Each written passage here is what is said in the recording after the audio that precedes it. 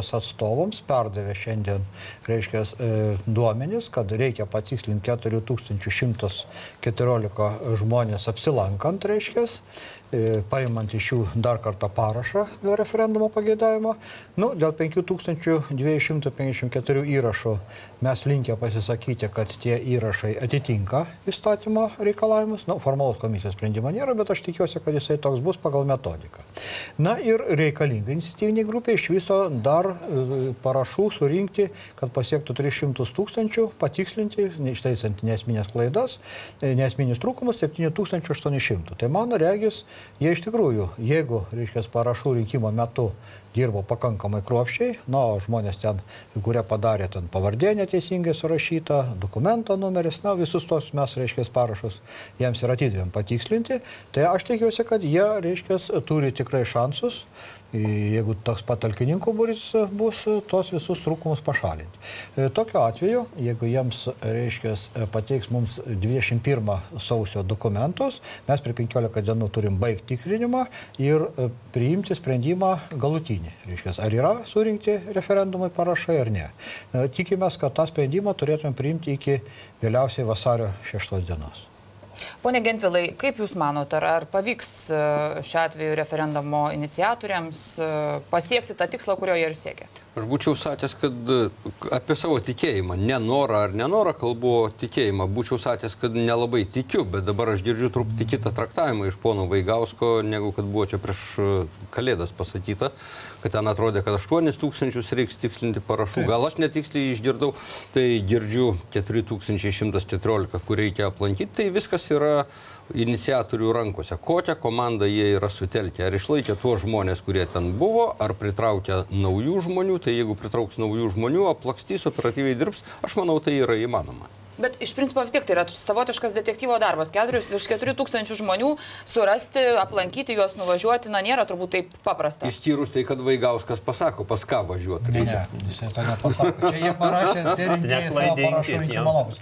To, kuriuose mes, reiškia, turim duomenis, kurie mums nebekelia abejonių, sakykime, sutampa to žmogaus. Gerbiamas Vaigauskai, pasakykit, kad po gyventojų registro patikslinimo čia yra. Po gyventojų registro patikslinimo mes, reiškia, linkę pripažinti, kad 5000 įrašų tų žmonių, kurie nurodė dokumento numerį ir dokumento numeris yra būtent išduotas jų vardu, sutampa vardas, sutampa to žmogaus gimimo data, mes linkę tokius įrašus pripažinti tinkamais. Aišku, tarp jų ten ir nepilnamečių esame vieną kitą radę. Mes nesiginčijam dėl tų. Bet čia aš matau, kad jūs dėl to turbūt nelinkę ginčytis, nes mes įrodėm, kad ten pakankamai tiksliai.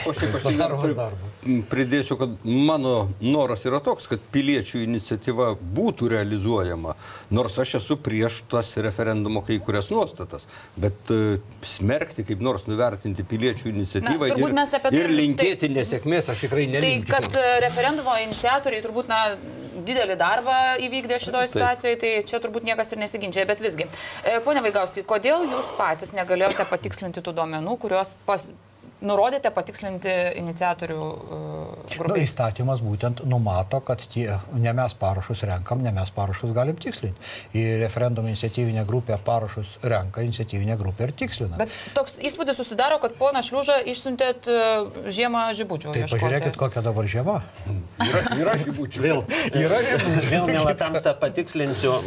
Aš ir vyriausios rinkimų komisijos posėdį sakiau, čia eglės klumpės yra, ne žibučių. Taip jūs sakėte, tai dabar jau pakeitėt nuomonę. Aš taip nesakiau, čia kiti pasakė dėl žibučių. Gerai, jūs pasakėte, kad situaciją galima palyginti su eglės žalčių karalienės nesunešiojamomis geležinėmis klumpėmis. Tai dabar jau jūs pakeitėt nuomonę. Ir toliau pratęsiau. Bet kadangi eglė klumpę sunešiojo, atradusi kalvį. Tai kas tas kalvis dabar, ponas Vaigauskas šiuo atveju? Aš nesakysiu, nes ir jūs eisit pas tokį kalvį, kai jums bus bėda. Todėl pirmiausiai, kai turėsit bėdą, tada pasakysit. O dabar nesakysiu, kur mano kalvis. Tai gerai, bet jūsų nuomonė, suprantu, pasikeitė. Pradžioje jūs labai griežtai atsiliepėt ir apie poną Vaigauską, ir apie vyriausią rinkimų komisiją, ir politizavimu kaltinote, ir partiniais interesais ir taip toliau. Mūsų tarpe buvo visokių pareiškimų, mes dabar einame... Jūs esat pasakęs, dabar cituoju, ką jūs esat vienam interviu pasakęs, kuris išspausdintas buvo Laisvam laikraštyje. Jums pasakau, komisija veikia lyg partinis surogatas. kandidatas, siekiantis neutralizuoti žemės gynėjų iniciatyvą surengti referendumą. Tai ką jums tokio ponas Vaigauskas pasiūlė, kad jūs nuomonę tai pakeitėte? Pakartoju, kad kada jūs rasite mano ranką parašytus žodžius, tada aš atsakysiu už žodžius. Kaip žurnalistai... Tai ne jūs tą interviu davėte? Be abejo, aš dabar mielą tamstą dar kartą sakau, lygiai kaip jūs, pavyzdžiui, būtų ši laida netiesioginė, jeigu jūs tik laidą montuotumėt, aš iš karto sakyčiau, kad joje nedalyvauju, nes bet koks montažas ar bet koks rašinys ne mano ranka. Gerai, bet mes dabar ne apie tai šnekam. Taigi, viskas tvarkoje, mes apie tai dabar nediskutuojame su didelė dalimi mūsų entuziastų, mes pripažįstame tą tvarką, kurią nurodė Vyriausioji rinkimų komisija ir jeigu tik tai bus pažeista, sakysime, kokiu nors įtakų būdu, tada jau mes griebsimės kitų priemonių, kurios numatytos pagal Lietuvos Respublikos konstitucijos rods 3 straipsnį. Vieną kartą Vyriausiosios komisijos sprendimą jūs jau apskundėte teismui. Bandėme. Taip, bandėte apskūstyti. Dabar, suprantu, jau tokio varianto net nesvarstote. Šiame etape nesvarstome, nes mes turim labai glaustą terminą 15 dienų, kur privalom dirbti, o neskūstis ar politikuoti ar dar kaip nors svaičioti. Tai ponas Vaigauskas jūs įtikino kažkokiu būdu? Reali situacija mūsų įtikino, nei Vaigauskas, nei Paulauskas, nei nieks kitas. Teismas įtikino, pasakė, kad tarpinius sprendimus skųsti teismo ta nutartis man aiškiai irgi pasakė, nėra čia ko dabar perkėlusia galutinio sprendimo. Teismas, tarp kitko, iš 10 jūsų punktų advokato surašyto, 7 iš karto atmetė, kaip net neįgrinėtinus teisme, kaip, sakyčiau, kaip ir niekinius. 3 punktus priėmė nagrinėti, jie buvo gana prieštaringi ir galiausiai teismas pasisakė už tai, kad dangi vienam punktė buvo reikalavimo, kad iš karto pripažinti referendumas, kad įvykęs, trečiam punktė buvo reikalavimo, kad Seimui neš dokumentus, antram punktė buvo reikalavimo, kad pateikti, reiškia, tos trūkumus. Mes jau buvom pateikę. Kas tai per netikslumai? Pakalbėkim labai konkrečiai, dėl kurių tie parašai nebuvo patvirtinti. Referendumo įstatymas sako, kad ne tik turi būti, reiškia, reikalingas tas piliečių skaičius, bet pilietis, kuris reikalauja referendumo įstatymą nustatyta tvarka ir padarytų tą parašą. Parašas čia suprantama plačiaja prasme, kas išvardinta referendumo įstatymė. Vardas, pavardė savo ranka surašytas, gyvenamosios vietos adresas, gimimo data, reiškia, parašas ir data, kada tas, reiškia, pasirašo. Turiu pasakyti, kad mes neturėjom kokių tai priekaištų didžiai daliai parašų, 292 tūkstančiams, ir pasirašyto, reiškia, išbrokavom ten nepiliečius, reiškia, nepilnamečius, reiškia, tokių irgi buvo. Bet, reiškia, daliai parašų mes turėjom įvairių, reiškia, priekaištų. Sakykime, nurodyta, reiškia, tas adresas, pagal kurį tikrai žmogaus negalima surasti, pavyzdžiui, tik tai miestas. Arba, sakykime, nurodytas tik tai pavardė, o vardo, reiškia, pirma raidė įrašyta. O jūs, kai rinkote parašus, jūs turbūt žinojate taisyklės, kaip tai daryti reikia? Ir instrukcijose tas buvo gana detaliai surašyta, bet, reiškia, nerašyti įrašai turi būti tik pačio rinkėjo ranka. Reiškia, bet buvo tokių, kurie, reiškia, nedidelė dalis, reiškia, buvo ir netgi didesnė buvo. Visas lapas, pavyzdžiui, išpildytas viena ranka. Reiškia, dar visokiausių dalykų. Tai mes, reiškia, iniciatoriai nors ir žinojo tos dalykus, kai kurie paskiau, kurie prie jų jungėsi, bandė ginti, kad čia Vyriausioji rinkimų komisija kažko tai per daug priekabiai yra panašiai. Bet lygiai ta pati tvarka iš esmės galioja ir rinkimuose į Seimą, į prezidentus ir mes tą tvarką, reiškia, pažymėjom kiekvieną įrašą kompiuteriniai byloj, koks yra mūsų supratimų trūkumas dėl to įrašo. Ir turiu pasakyti, kad supažinom ir iniciatyvinė grupė kokia yra. Tik tai referendumo įstatymas skirtingai negu kad rinkimų įstatymai, kuriuose, sakykime, nepastums rinkimų datos. Referendumo įstatymas sako, kad jeigu yra nustatomi neesminiai trūkumai, įstatymas tiesą sakant neapibrėžia, kas tai yra, mes iniciatyviniai grupiai galim sudaryti galimybę šalinti tų neesminių trūkumų, reiškia, nustatant 15 dienų laikotarpį. Vyriausioji rinkimų komisija tą ir padarė. Ir aš manau, kad iniciatyvinė grupė gali iš pradžių nuteikti, reiškia, tų žmonių, kurie norėjo, reiškia, pasireiškti, kad jie yra kovotojai už rinkėjų teisės, ar dar kažkas, buvo pasidavę tam tikrą įtaką ir griežčiau kalbėjo, bet kada susipažino su mūsų tikrinimu. Irgi, sakykime, suteikdami tą antrąjį šansą, tai savotiškai atsikratėte atsakomybės. Vyriausioji rinkimų komisija, kuri dabar jau galėsite sakyti, netgi jeigu iniciatoriams nepavyks patikslinti tų parašų, jūs sakysite, štai mes suteikėm antrą šansą. Nemanau, kad mes tokios atsakomybės atsisakratėm. Įstatymas sako, kad mes tokį šansą turim galimybę suteikti, ten yra dvi galimybės. Arba suteikėm, reiškia, ištaisyti neesminius trūkumus, ką mes galim pripažinti. Kai kurie iš mūsų pyksta, kad mes, pavyzdžiui, neesminių trūkumų laikom, kad nėra pasirašymo data įrašyta, arba kad nėra įrašyta, pavyzdžiui, kada parašo pačio rinkėjo nėra, reiškia, jis pamiršo, ar kaip, sunku pasakyti. pasakyti, bet mes tokius dalykus pripažinom kaip jau, reiškia, esminiais trūkumais, kad kurių Čia ištaisyti. reikia pasakyti, kad sveikas protas galėtų numatyti referendumo įstatymę paprastesnį pasirašymo užtikrinimą. Tačiau ką daryti vyriausiai rinkimų komisijai, jeigu referendumo įstatymė yra pasakyta, kokie parametrai turi būti. Jeigu jų nėra, parašas blokuojamas, liepiama jį taisyti. Tai čia galbūt įstatymo trūkumo problema yra ir negalėčiau prikibti. Dabar reklama, iš karto po to pratęsime pokalbį apie referendumą dėl žemės. Likite kartu.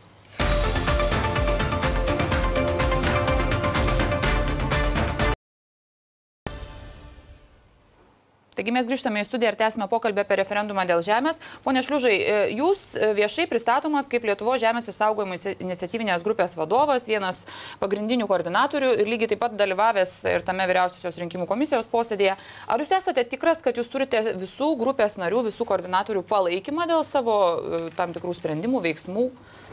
Šiuo atveju mūsų grupė yra labai įvairi ir marga kaip genys, todėl suvienodinti visų nuomonę mes nesiekiame.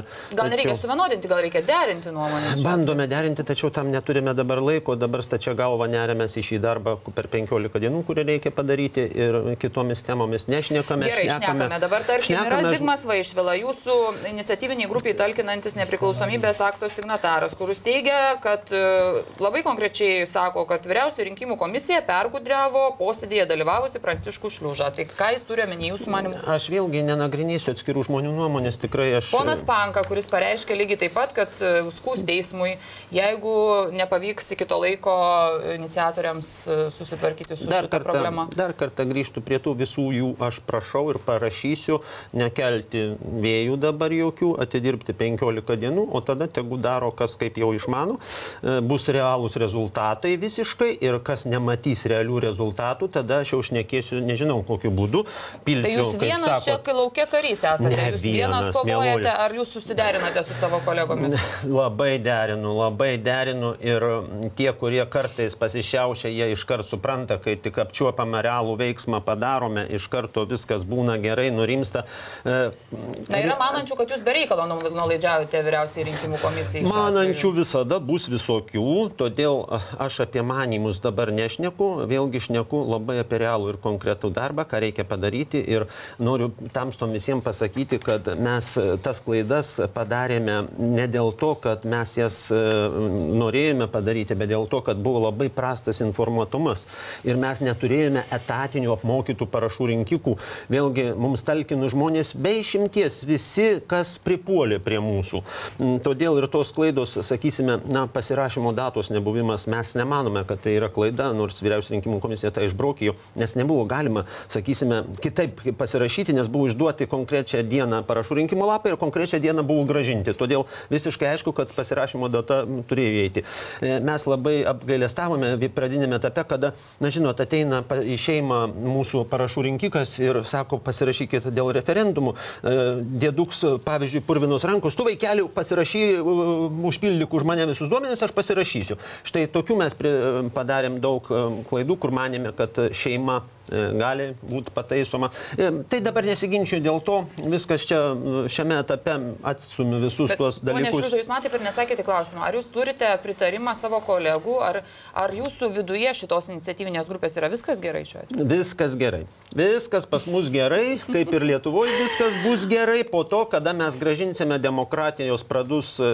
Man džiugu girdėti, šiandien Gentvilas pasakė, jog jis pripažįsta tokią žmonių teisę. Aš visada tą sakydavau. Tai ir darykite, taip netmeskite ir Seime pasiūlymų, kurie buvo ir kaip mes apie tai kalbėjome ir gal bus dar, todėl kad neišvengiamai, aš taip manau, gerbiamo Vaigausko kompanija pateiks Seimui mūsų nuveiktą darbą kaip būtiną sprendimą, jog Seimas turi priimti referendumo skelbimo datą. Pone Gentvilai, kas tuomet, jeigu iš tiesų parašų užtenka, sprendimas yra, kad referendumas turi vykti? Normaliai agitacija, įstatymas referendumo numato, iniciatoriai savo pozicijas, kiti savo pozicijas, panašiai kaip ir tos iniciatyvos realizavimo laikotarpiu. Visą tai įstatymu apibrėžta, minutėmis suskaičiuota. Kiek laiko tai užtruktų? Na, sakykime, kada referendumas realiai galėtų įvykti? Tai aš gal tik tais pabaigsiu prieš ponų Zenonui atsakant. Žiūrėkit, apeliuojate į Seimą. Tai tikrai neapeliuokite į mane. Aš esu kartu su liberalais nuosekliai pasisakantis už teisę Lietuvos žmonėm parduoti žemę tam, kam jie nori. Apeliuokite, pavyzdžiui, į konservatorius, kurie gegužės 12 praėjusių metų savo suvažiavime priėmė nutarimą daryti viską, kad būtų pratęstas terminas. Nebalsuoja už jūsų referendumą. Maivosi. Ką darė socialdemokratai balsuodami dėl Strakevičiaus nutarimo? Palaikė jį. Referendumą nepalaiko. Yra veidmainystė tarp politikų. Tai mano sąžinė rami. Ką galvoju, tą aš šneku 14 metų ir toje vietoje aš nesimsiu tos referendumo iniciatyvos, nes jai nepritariu. Ir jeigu ateis ta diena X, kai prasidės referendumo jau visas procesas, aš nuosekliai būsiu toje pusėje, kokioje buvau visada. Ir galbūt jums, gerbiamas Pranciškaus, su manimi yra lengviau negu su tais politikais veidmainiais, kurie vieną kartą vienaip pabalsuoja, kitą kartą kitaip. Partijos suvažiavime vienaip priima, Seime balsuoja kitaip. Tai iš manęs staigmenų nesulauksite. Tai gerai, man patinka tokie dalykai. Nepatinka, kad, tarkime, šiuo atveju, Tamsta Gentvila, jūs esate kaimo reikalų komitete ir kada visas kaimas taip vieningai suvokia šią idėją ir prasme, aš net, man plaukai jau dabar turbūt pasišiauši, kad ką padarė politikai formuodami tam tikras kryptis, šiuo atveju kaimo reikalų komitetas, kuriame sėdi žmonės, kurie nevertina kaimo apskritai, jį likviduoti nori.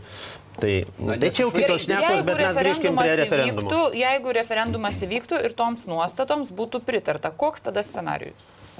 Tai gal jūs tą scenarijų... Ne, tai aš pirmas dalykas... Ne, tai gal scenarijus, kalbant apie žemės pardavimą šiuo atveju, koks scenarijus anot jūsų tokiu atveju tada būtų? Anot manęs bus taip, kaip numato referendumo įstatymas ir argumentai bus įvairūs iš mūsų pusės. Bet teisininkai sako, kad tai būtų europinės teisės pažeidimas? Tai teisiniai argumentai vienas dalykas, antras dalykas, esama situacija rodo, kad užsieniečiai susipirkinėja tas žemės, o pelno maržą savo kišenę susikiša tie perpardavinėtojai ir spekuliantai. Tai jeigu norime toliau turėti, traukime duomenis ir trauksime tuos duomenis, kas jau susikrovė gražaus pinigėlio esant tiem draudimam, kas tapo oligarchais Lietuvos kaime.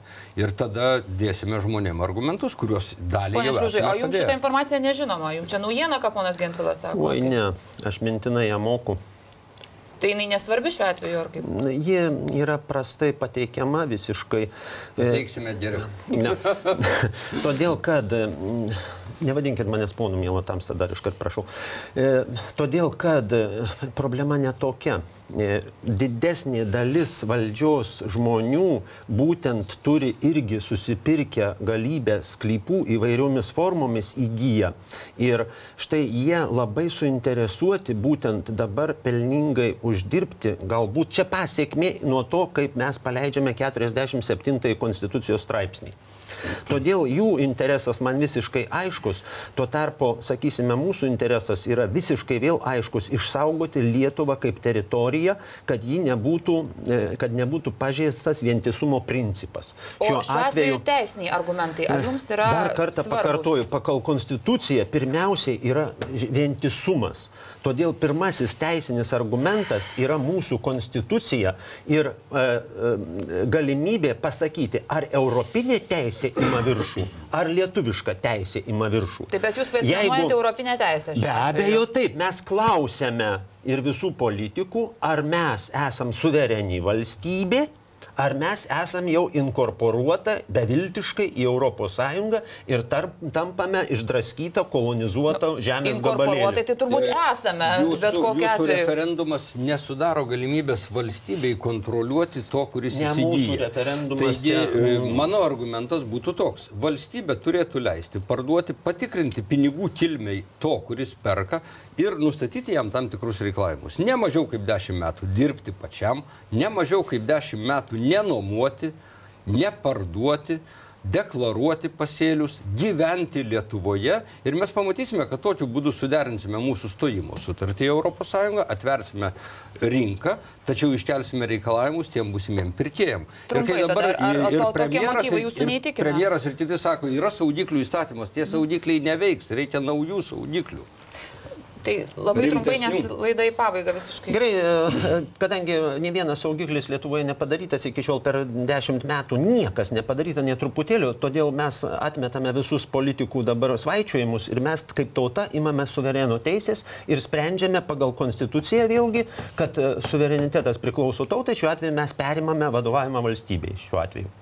Aha, supratau. Pone Vaigauskai, pabaigai, kada galėtų šitas referendumas įvykti, jeigu jisai... Žinot, čia man sunku pasakyti, tą turėtų spręsti Seimas, referendumo įstatymė ten yra nustatyta gana dideli terminai, kada nuo mūsų, sakykime, sprendimo pateikimo Seimui galima priimti referendumą. Ar galėtų jis vykti kartu, tarkim, su prezidento ir Europarlamento rinkimais? Mano galva visi galimi variantai. Ir iki prezidento rinkimų, gegužės mėnesį, Europos parlamento rinkimų ir po, taip pat, reiškia, visi tie terminai pagal referendumo įstatymą galimi. Jeigu jūs 6 pasakote, kad yra pakankamai parašų, ar gali įvykti referendumas iki gegužės 1, tai yra iki tos ribos? Jeigu bus neeilinė sesija. Tai aš manau, kad bus tiek Seimas padarytų. Gali ir privalo. Gali, bet, reiškia, jeigu eilinės sesijos nebus, tuomet Seimas renkasi pirmą posėdį kovo 10 dieną, tai čia, žinoma, jau nebeišeina, mano galva. Nebent kovo 10 dieną priimtų sprendimą dėl prezidento rinkimų sutapatinimo datos, nes turi būti 2 mėnesiai nuo Seimo sprendimo priėmimo iki referendumo vykdymo dienos. Supratau, laiko žodžiu nedaug, bet įmanoma. Tai ką, ačiū labai, kad atvykote į laidą, dėkoju. Dėkui Jums. Ačiū. Kita laida Lietuva tiesiog rytoj, tuo pačiu metu, iki ir gero vakaro.